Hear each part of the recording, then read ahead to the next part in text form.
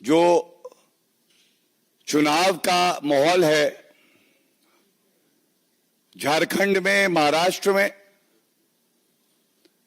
और उसके बाद जिस तरह से एक तरफ एनडीए और भारतीय जनता पार्टी अपने मूल मंत्र पर चलते हुए विकास की बात कर रही है, देश को, प्रदेश के निवासियों को जोड़ने की बात कर रही है, दूसरी तरफ विपक्ष का एक ही मकसद है, और वो मकसद है पहले बांटो, उसके बाद जो घुसपैठिए घुस जाए वो काटे। और झारखंड के परिप्रेक्ष्य में जो वहां की जनता की आवाज है, संकेत स्पष्ट हैं। एक बड़ा बदलाव होगा, एनडीए की और भाजपा की सरकार वहां बनेगी, और मैं मुख्य मुद्दों पर आज भारतीय जनता पार्टी के विचार रखूं उससे पहले मुख्यमंत्री भ्रष्टाचारी अभियुक्त हेमंत सोरेन के प्रस्तावक ही उनको छोड़ के चले गए हैं। उनको भी दिखाई दिया जहां श्री नरेंद्र मोदी जी का नेतृत्व है,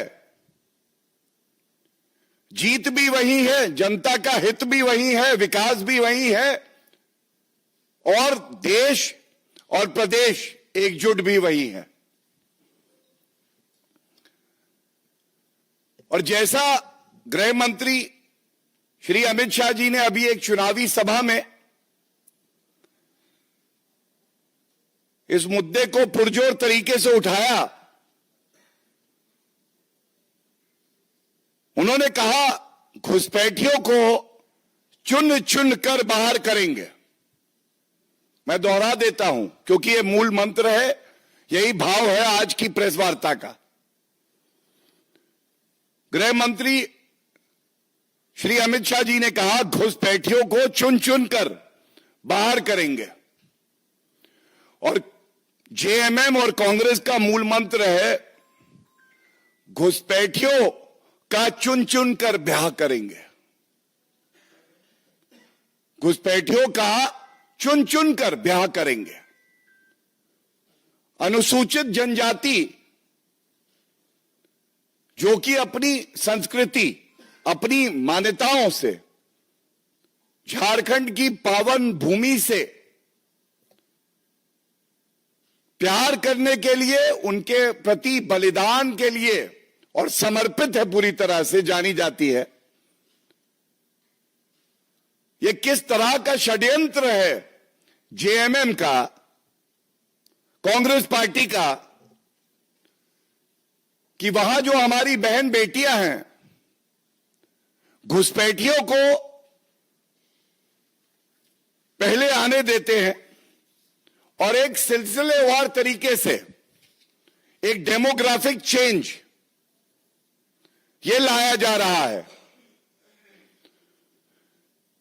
और ये बात मैं नहीं कहता हूं, मेरे हाथ में मीडिया रिपोर्ट्स हैं,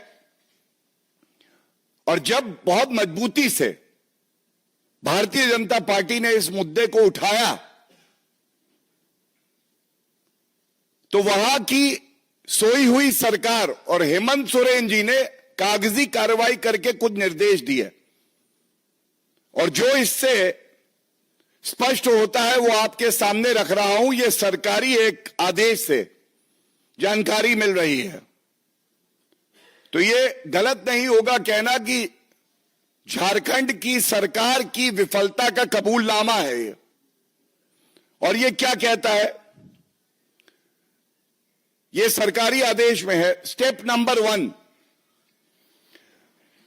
बांग्लादेशी घुसपैठियों को पहले चिन्हित करके मदरसों में ठहराया जाता है। ये जो बांग्लादेशी घुसपैठिए हैं, किसी भी सरकार का, किसी भी मुख्यमंत्री का ये कर्तव्य है, ये उसकी निष्ठा होनी चाहिए झारखंड की जनता के प्रति और देश की सुरक्षा के प्रति, कि वो इस तरह की संवेदनशील सूचना तुरंत केंद्र सरकार के साथ साझा करे और ठोस कदम उठाए। और ये जो घुसपैठिए आते हैं, इन पे कैसे अंकुश लगे और कानूनी कार्रवाई हो, ये देखना है। लेकिन इनका ही आदेश है, मैं पहली लाइन पढ़ देता हूं। इसमें लिखा है, प्राप्त सूचना अनुसार इन बांग्लादेशी घुसपैठियों को पहले संथाल परगना क्षेत्र के विभिन्न मदरसों में ठहराया जाता है। That is step number 1। Step number 2, इसके पश्चात सरकारी दस्तावेज तैयार किए जाते हैं। ये सरकारी दस्तावेज इसलिए तैयार किए जाते हैं और कार्रवाई इसलिए नहीं की जाती है क्योंकि ये चाहे कांग्रेस पार्टी हो, चाहे जेएमएम हो, आरजेडी हो, ये सब तुष्टीकरण की राजनीति करते हैं और इनको घुसपैठियों से कोई परहेज नहीं है, बल्कि गले लगाएंगे क्योंकि इनको पता है ये इनका वोट बैंक है। सरकारी दस्तावेज बनवाओ। जो हमारे भारतीय हैं, झारखंड के निवासी हैं, विभिन्न और प्रदेशों में हमारे भारतीय भाई बहन हैं, उनके साथ इनको जोड़ दो और अपना वोट बैंक साध दो। तीसरा काम फिर वही करते हैं जो मैंने अभी आपको बताया कि मतदाता सूची में इनका नाम डलवाया जाता है और ये इनका दस्तावेज कहता है।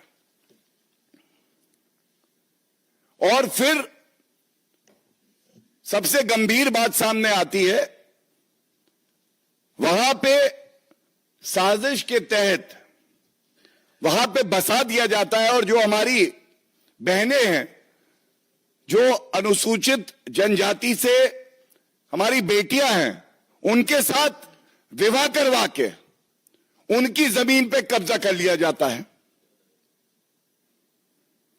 अब ये सवाल आज पूछा जाएगा,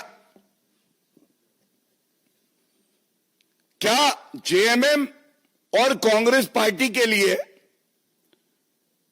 घुसपैठिया ही सही उनका वोट बैंक है, इसलिए कोई कार्रवाई नहीं होगी और जो मूल निवासी हैं उनके हितों की रक्षा, उनके अधिकारों की रक्षा से इनका कोई लेना देना नहीं है। इनकी जो जमीन हड़पी जाती है, तमाम बार भारतीय जनता पार्टी ने यह बात उठाई और मूल निवासियों ने कंप्लेंट दी, इस पे कार्रवाई नहीं करते हैं। और सबसे बड़ी बात है, ये आंतरिक सुरक्षा के लिए हमारी एक बहुत बड़ा खतरा भी है। और जैसा मैंने कहा, बाबूलाल मरांडी जी ने इस मुद्दे को बड़ी प्रखरता से उठाया भी है और कुछ आंकड़े जो सामने आए डेमोग्राफिक चेंज के, ये आपके समक्ष रखता हूं। किस तरह से 2001 की जनगणना के दौरान संथाल परगना में आदिवासियों की आबादी थी 46%। The population of the members of the scheduled tribe was 46% in 2001, which changed to 42% in 2011, a drop of 4%. But at the same time, the Muslim population in 2001 was 33%. In 2011, it became 36%, 3% raise. And that is what demographic change is. मैं हिंदी में भी अनुवाद कर देता हूं। अनुसूचित जनजाति की जो जनसंख्या थी, ये एक उदाहरण है, 2001 में 46% थी, ये कम होके 42 हो गई, 4% की कमी आई। और घुसपैठियों की वजह से जो मुसलमानों की जनसंख्या थी, और जो मैंने अभी आपको इनकी एक कार्यशैली बताई अपना वोट बैंक तैयार करने की, चाहे वो भारतीय ना भी हो, वो 2001 में 33% थी और 36% हो गई 2011 में, 3% की बढ़ोतरी हो गई। और इसीलिए जब भारतीय जनता पार्टी कहती है रोटी बेटी और माटी, तो झारखंड के जो निवासी हैं उनकी खाकर रोटी जेएमएम और भ्रष्टाचारी कांग्रेस हो गई मोटी। खबरों से खबरदार रहने के लिए चैनल को सब्सक्राइब करें और प्रेस करें बेल आइकन।